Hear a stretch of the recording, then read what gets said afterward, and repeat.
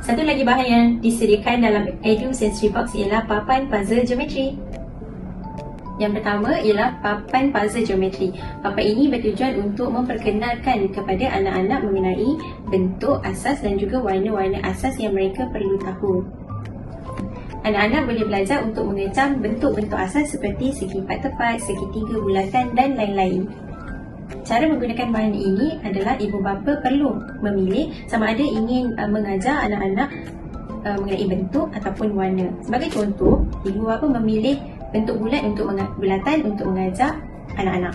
Jadi ibu bapa perlu mengulangi perkataan tersebut dan memastikan anak-anak mengulangi semula perkataan tersebut sehingga berjaya. Jadi ini boleh meningkatkan kemahiran bertutur anak-anak.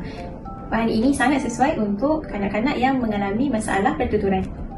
Selain itu, papan ini juga boleh digunakan untuk melatih motor halus kanak-kanak. Bahan ini boleh menguatkan otak jari kanak-kanak serta melibatkan koordinasi mata dan juga tangan.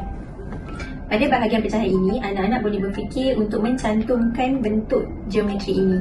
Jadi, ini dapat membantu anak-anak untuk lebih berfikir secara terbuka dan juga menggunakan setiap motor-motor halus yang dia ada.